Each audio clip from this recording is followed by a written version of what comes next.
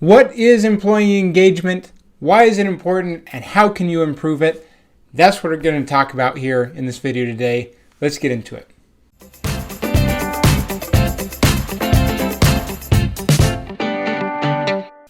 So first of all, what is employee engagement? Well, you could get a really academic definition of this where it's like the level of commitment and enthusiasm that employees have for their work. Okay, sure, whatever. But really what it comes down to is, do the people in your organization, in your team, care about what they're working on, right? Do they care? And if they do, then they are probably engaged. But here's kind of the bad news, right? So Gallup does a worldwide survey every year. And the most recent one they did from 2022, the 2023 one is about to come out, said that in the United States, engagement was at 33%. 33% is a pretty good batting average if you're in the Major League Baseball, but in employee engagement, I don't think that's very good, because you look at the flip side, that means 2/3 of people are disengaged at work. They don't care, right? Why is that? Well, we could have all sorts of reasons why, but what does this mean, right? Can lead to all sorts of unproductive work, lack of customer service, increased attrition or turnover, and all sorts of things like this.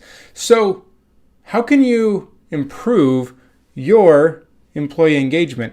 This is a critical thing, because if you can have something that's significantly above 33%, you're going to stand out and be an employer of choice, which is something I think you'd probably like to do, right? So I'm going to give you 11 ways that you can improve your employee engagement. So we're going to spitfire some of these and have some fun with it. So number one, set some clear goals and expectations with the people that you're working with. If they have something to move towards and they can measure progress along the way, they're going to feel more engaged. They're going to care, right? But if they don't know what they're working on and why, it's going to be hard for them to connect with that. Number two, provide regular feedback. Do they know where they sit? Can you help them progress? Can you help them identify areas of improvement so that they can continue to engage with you? If you don't provide that feedback, they're going to think you don't care, right? And they're not going to know how to improve and what to work on. Number three, celebrate successes, right? How can we look at the opportunities to look for things that are going right instead of just things that are going wrong? If we can celebrate and look for those things that are going right and praise people for that, whether that's a team effort or just someone did a really great job, we can help them feel appreciated, and they're going to be engaged because they see that what they do is recognized and matters. Number four, encourage professional development. People want to feel like they're growing and progressing. One of the worst things you can do is to give someone a role and a responsibility, and they just do the same thing over and over and over again. If they don't feel like they're growing and progressing in some way or fashion, then they're not going to be engaged. They're just going to show up, do their thing, and leave, and that's it. Which isn't necessarily a terrible thing, but it's not an engaged thing, because they're just not going to care. Number five, create a positive work environment. Do people enjoy coming to work? Do they look forward to the people they're going to be interacting with and feel like they're going to have some fun when they come? Or is this just a drudgery that they just can't wait to get to the end of the day when they can go home and probably peruse Netflix or something else when they're done? Because you've already drained all the energy out of them, so they don't have energy for anything good when they're home. Okay? Number six, give your employees a voice. Allow them to be heard in their opinions, in their perspectives of how you can improve the employee experience, right?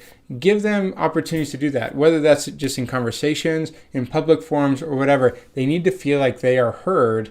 If they don't, it's going to be hard for them.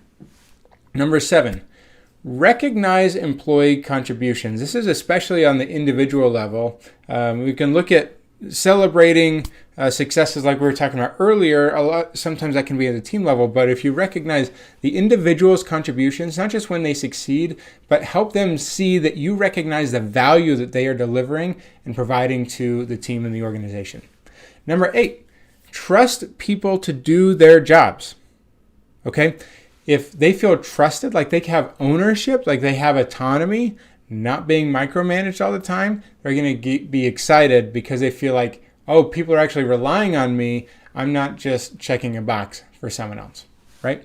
Number 9, empower people to make decisions. So this is very connected to the idea of trusting, but we want to empower them to make the decisions. If you as a leader are always the only one making decisions, everything needs to go through you, then people are going to feel less like they have any say in what is going on. Oh, everything needs to go through Jeff, so why do I even care, right? But if you can empower them to make decisions, it's going to free up your time and it's going to help them grow and develop and be able to take more ownership of what they're doing.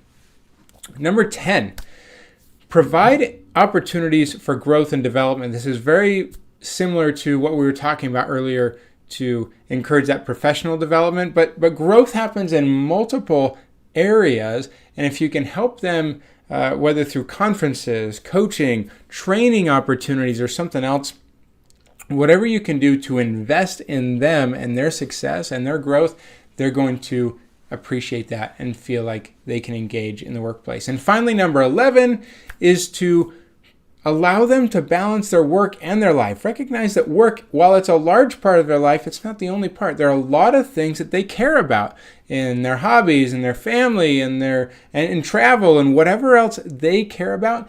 Support those things, recognize those things, and find ways to be flexible to allow them to balance the work that needs to be done and the life that they're trying to live, right? If you can do these 11 things, that engagement is going to go up and people are going to stick around and do great work for you because you are showing that you support them in their employment journey. My name is Jeff Perry, and I would love to help you, your team, and your organization level up your employee engagement and create innovative teams that do amazing work.